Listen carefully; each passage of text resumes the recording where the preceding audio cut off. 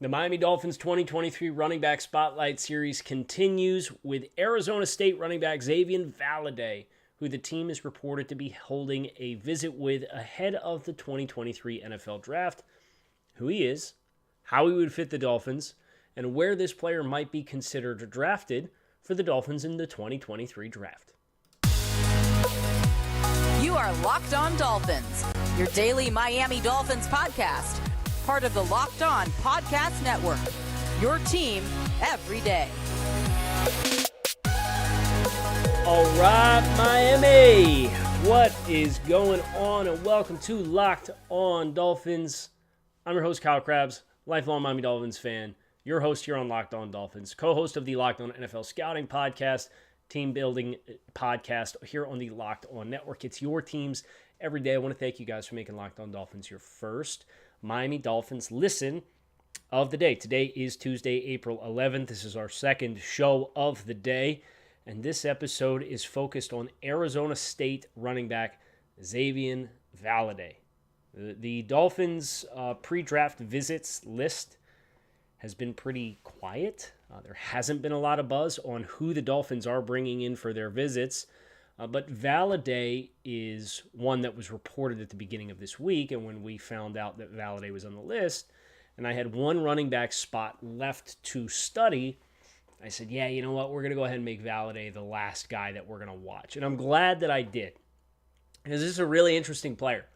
There's a lot of appeal here. I think this is a player that's probably going to be available a little later, predictively, versus some of the other running backs that we have discussed, and I think that opens up a whole other can of worms for the Dolphins. So let's start with who this player is.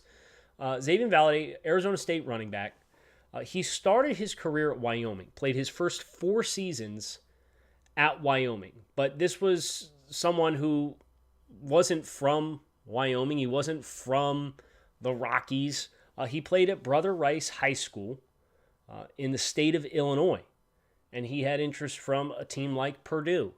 He got some AAC interest. He got some FCF interest. He ultimately declared to Wyoming and stated that the engineering program at Wyoming was a great motivator in addition to the football program. Visit was great. The mountains left me speechless. My mom was really impressed with the athletic programs at Wyoming. My family also thinks Wyoming is just a great fit for me, this courtesy of NBC Sports Chicago. I feel like I can excel at Wyoming. Wyoming is where I belong. Great engineering program, plus the football program is on the rise. It's a great fit for me committing. Across those 4 seasons at Wyoming, this was a featured player for a majority of his career. 621 rushes for 3,274 yards in 3 seasons, 5.2 yards per carry. He caught 51 passes across those 4 seasons for 584 yards, a total of 3,858 yards from scrimmage, 5.7 yards per touch, 21 touchdowns in 4 years at Wyoming before entering the transfer portal and going to Arizona State. And Arizona State is really where Valladay put himself on the map because he was the most productive running back in the Pac-12 this past season. This is a pretty big profile player to not get a combine invite, and yet those are the shoes that Valladay found himself in. Now, he went to the East-West Shrine Bowl in Las Vegas for the All-Star circuit, but listen to the resume for just this year in 2022. Most rushing touchdowns with 16 in the Pac-12. One of 3 Pac-12 running backs to go over 1,000 rushing yards. Led the Sun Devils with 1,481 all-purpose yards. Rushed for a touchdown in 8 consecutive games, the most by a Sun Devil since 2011. He has 3 career 1,000-yard rushing seasons. Became the first running back in the FBS to rush for and catch a touchdown in back-to-back games this season. Was on the Doak Walker Award watch list. This dude's got some accolades, and yet was not from a part of the NFL Combine invite list, and as a result has kind of been an under-the-radar name. You can't call him a sleeper because he went to the Shrine. right? And Shrine has a really good history of identifying draftable talent. The last 2 years have been very good for the Shrine from a talent perspective and who they've been able to bring in. So you can't call this guy a sleeper. But the fact that he didn't get a combine invite kind of raises some eyebrows, especially when you consider the production speaks for itself. As we mentioned, he ended up having 1,481 yards from scrimmage on 252 touches, nearly 6 yards per touch for Arizona State, on top of the 3,858 that he had in 4 years at Wyoming. So 929 career touches for over 5,000 yards from scrimmage in 5 seasons. So he's over 1,000 yards per season on average and 39 touchdowns. 18 touchdowns for ASU in total. 16 of them on the ground. And then you put in the pro day numbers. His pro day was March 27th, and he ran a 4.46 at 5'11", 204 pounds. Ran a 4.46, 40-inch vertical jump, 10'3" standing broad jump, 7-second 3-cone on the nose, 4.32 second short shuttle. These are awesome times. 205-pound back, this kind of production, transferred up in level of competition, comfortably had his best career season. And what was really fun about Xazavian Valladay for me was having a chance to watch his tape from Wyoming and see how he evolved when he got to Arizona State as a player.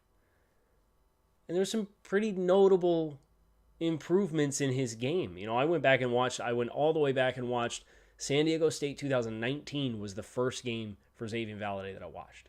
Then I watched the 2021 game, and then I watched 3 games from 2022. So I watched 5 games in total for this player. And there's a fit here. There's a style of play here that we're going to talk about here in just a second, and that I think makes Xavian Valladay a very intriguing day 3 option. Now, where on day 3, that's a different story, but we're going to talk about that here in just a second. But not before. Talk about our friends over FanDuel. Grand slams, no-hitters, double plays are all back. There's no better place to get in on the action than FanDuel, America's #1 sportsbook. It's because right now new customers get a no-sweat first bet up to $1,000 in bonus bets back if their first bet doesn't hit. So why don't you go ahead and step up to the plate. Go to FanDuel.com/lockedon to sign up. Place your first bet and get up to $1,000 back in bonus bets if you don't win. Don't miss your chance to get that no-sweat first bet up to $1,000 when you join FanDuel today. Go to FanDuel.com/lockedon to sign up. FanDuel, official partner of Major League Baseball. Somebody in the subtext had brought this to my attention, and if you're not familiar with subtext, forgive me. I'm going to make sure you hear about it right now. You can text Dolphins to 305-419-3924 and text Dolphins football directly with me, yours truly. And that community kicked off about a week ago, and the early returns have been awesome. The community that is taking the chance to reach out and talk directly with Dolphins to me has been great. There's some behind-the-scenes resources for the show, some research projects you guys get access to if you are a part of the subtext community that we reference and talk about here on the show, but getting the actual research and all of the information laid out in front of you is something that I want to give to those of you who want to take that exploration with me. So you can text Dolphins to 305-419-3924. Get your first 2 weeks free. Find out if subtext is a good fit for you, if it's worth your time. If you deem that it is, it's a couple bucks a month. If not, hey, no worries. At least you swung the bat, just like stepping up to the plate over FanDuel. So somebody in the subtext committee had reached out to me and asked me which of the backs most reminded me of Rashad White that I had studied, because Rashad White from Arizona State was the player who the Dolphins were reportedly really in on last year. And they didn't get a chance to get him because the Bucs took him before Miami's first pick, which would have been Channing Tindall. He got close, but Tampa Bay swung the bat, and they've since moved on from Leonard Fournette. And it looks like Rashad White's going to have a pretty good opportunity to be a fixture there for Tampa Bay in their offense. And at the time, I was considering, is it Abanikanda? Is it Sean Tucker? And then I watched Xavian Valladay. And it's pretty definitively, for me, Xazavian Valladay is the one who most reminds me of Rashad White, which is, of course, ironic because they both played at Arizona State. So let me refresh your memory. Rashad White, 6 feet, 214 pounds. Ran a 4.48. I won't go any further because I don't want to put too many numbers out there. Xavian Valladay, 5'11", 204. So he's about a half an inch shorter, 10 pounds lighter. Valladay ran a 4.46 versus White running a 4.48. So Valladay's an edge faster. Rashad White jumped 38 inches. Xavian Valladay jumped 40 inches in the vertical jump. Valladay's more explosive in his broad jump, or in his vertical jump. Rashad White jumped 10 feet 5 inches in the broad jump. Xavian Valladay jumped 10 feet 3 inches in the broad jump. Athletically, these guys are very similar players. And beyond that, they played within the same offensive structure. Yes, Arizona State fired Herm Edwards after they lost to Eastern Michigan this year. But the offense was the same. And you have a lot of the same kinds of runs on tape. Slashing style. Quick to hit the edge. Showed much more confidence at Arizona State to stick his foot in the ground and slip back inside against the grain. I thought his early tape at Wyoming, there was some timidness there, but he really ran with confidence for ASU in 2022, and it showed. It showed that he trusted his offensive line more for them to capture the edge. And oh, by the way, ASU, you're seeing them running wide zone with a fullback in the backfield. And if that sounds familiar, it's because that's the kind of stuff the Dolphins did last year. So I think there's an obvious skill set parallel between Valladay and a player who the Dolphins were hotly rumored to be interested in Rashad White last year, who went on day 2. And then a schematic overlay with conceptually some of the things that Arizona State did at the college level to run the football versus what the Dolphins showcased they wanted to do to run the football last year. So that's pretty fun to kind of piece together these overlaps of common themes on a number of different fronts for Valladay. A couple people on subtext and otherwise have also asked me, hey, what's the frequency of Dolphins 30 visits being drafted players? And I haven't done that research yet. I plan on doing that research. But what I can tell you is that Cameron Good was one of these players last year. The Dolphins brought in Cameron Good and they drafted him in the 7th round. Use that for foreshadowing for when we get to segment 3 and we talk about where Xavian Valladay gets drafted. But I think that's a good intel collection, especially for a player that you didn't get a point of contact with at the NFL Combine. For whatever reason, Valladay did not get an NFL Combine invite. Actually,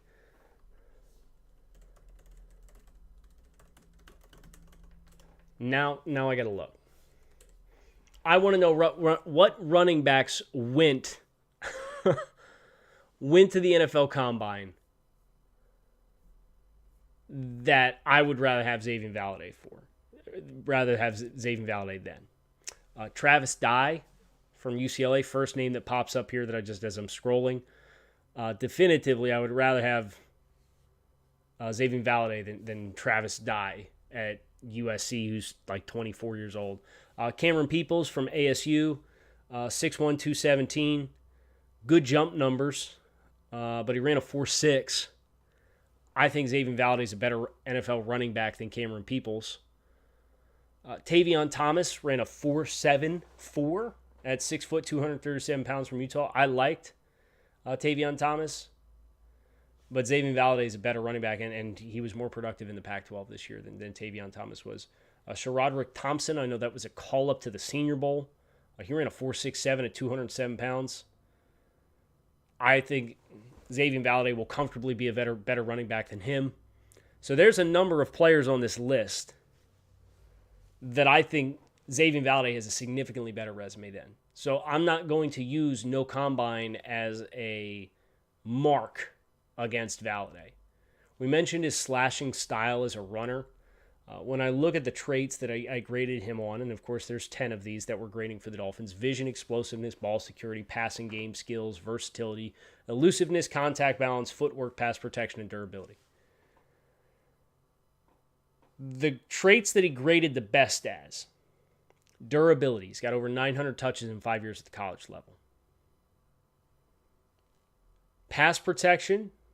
They used him quite a bit in scam protection. He had one incident in a game where he did a really nice job picking up a pressure situation from the nickel and coming all the way across the set in a scam protection, picking up the edge. So I was really impressed with him in that perspective. Now, I know that's not why you're drafting a back, right?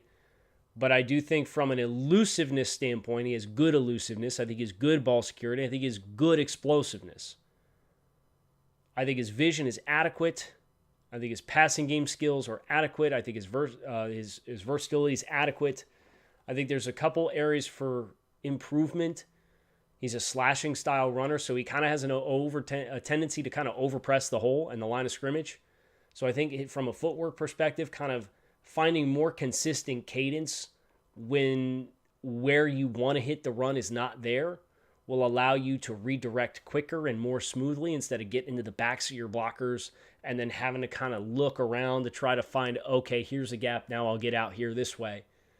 I was a little surprised from a contact balance perspective because he's a physical runner and he carries momentum through contact, but there were just a couple times where it looked like he went down sooner than what he should have for being as physical as he was. Now, I thought, again, he was better at ASU than he was at Wyoming in that regard, which is ironic because he was playing against better players. But I really thought there were some nice flashes of contact balance, but there were also some instances of like, man, I wish you would have been able to get through that arm and get yourself another chunk gain.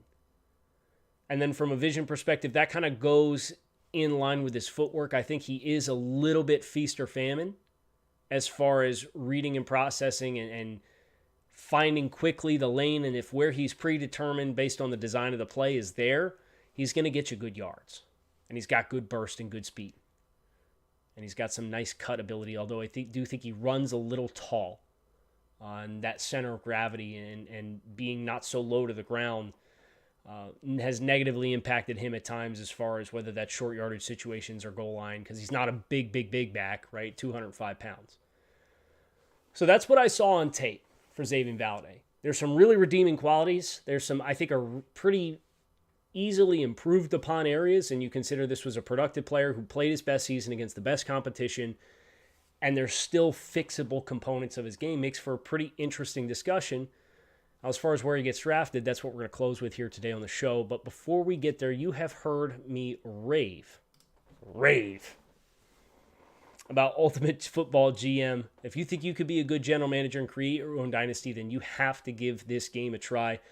With Ultimate Football GM, you're responsible for controlling the destiny of your franchise with every strategic aspect imaginable, between hiring the right coach, hiring the right coordinators, negotiating player salaries, balancing the budget, free agency, the draft, making trades, dealing with injuries, player discipline, all in a realistic game world. Ultimate Football GM is free and playable offline, so you can play on the go and when you want to, which is my favorite thing about it. Locked On Dolphins listeners can get a 100% free boost to their franchise when using the promo code Locked On in all caps in the game store.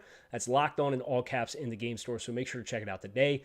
To download the game, visit ultimate-gm.com or look it up in the app stores. Ultimate-gm.com, Ultimate Football GM. Start your dynasty today. So where Xavian Valladay gets drafted, I think is up for a little bit of debate. I can tell you he graded close to Sean Tucker and better than Kendre Miller for me in evaluating running backs. I think he's more dynamic than Kendre Miller. He's not as dynamic as Sean Tucker. He's not as big as Sean Tucker, but I think he's probably a little bit more of a instinctual player. Sean Tucker's big thing is he, like Valladay, is very feast or famine as it pertains to vision and finding holes.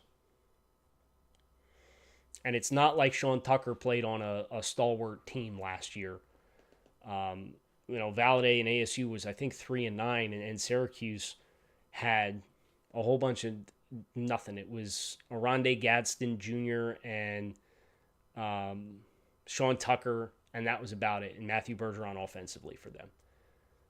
So I think comparable situations, I thought Valladay showed more this year, but I do think Sean Tucker's a little bit more explosive and he's a little bit bigger frame. So I think that's enough to keep Tucker just in front of him. But that kind of firmly puts you in the day 3 conversation. But I'd draft this kid.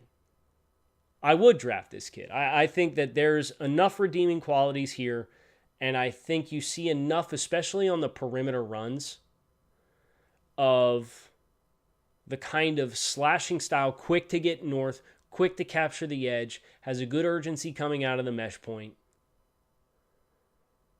You can really build on this foundation, and you can get it a lot later, and he's athletically comparable or better than some of the names in front of him.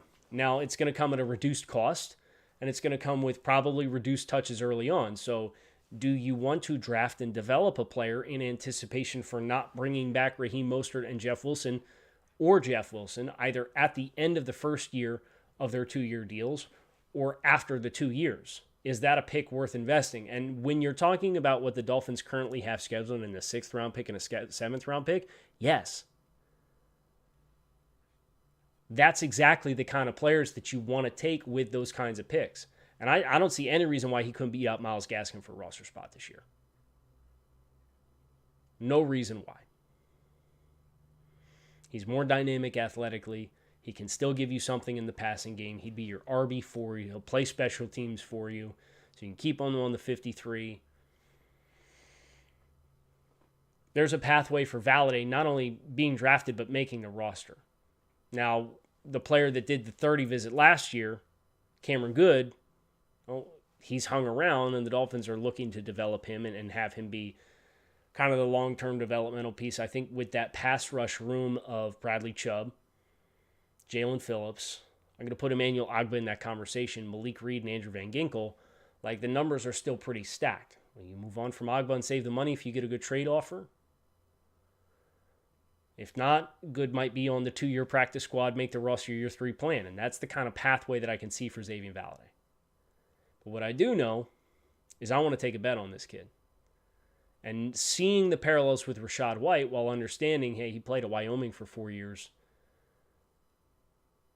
The foundation is here, and there's a familiarity with some of the same things that Miami wants to do as far as utilizing the fullback as a blocking weapon that can change the blocking surface and the run game strength from the backfield very easily. They ran kind of a pseudo weak side counter fullback option off the edge in which he gouged the team for a chunk gain. Kind of did a nice job from a tempo perspective, letting that fullback take his couple steps and then full back across, almost turn into like split flow inside zone. So you're taking counter elements with split flow inside zone with weak side ISO. Like, there's some good stuff on this tape that I'm a pretty big fan of. I think this is a player who, from a valuation perspective, you could get in the 6th or 7th round because there are some raw points and an expectation that he's probably not going to play early on. But these are the exact kinds of players that I would want to roll the dice on and take a pick on here at the end of day 3. So that's kind of your, if you come up empty on the other stuff, or if you want to prioritize other players, Valladay's a name to circle for on day 3 for the Dolphins, because I feel like you can get him where the Dolphins actually currently have picks. It's going to do it for this episode of Locked On Dolphins. Make sure you keep it in right here on Locked On Dolphins, your team every day. Fins up. I appreciate you guys checking out the show. You can find us on YouTube or wherever you listen to your favorite podcasts. Make it a great rest of your afternoon. We'll be back to talk more Dolphins football soon. So hit subscribe, follow along. Hope to see you then. Peace.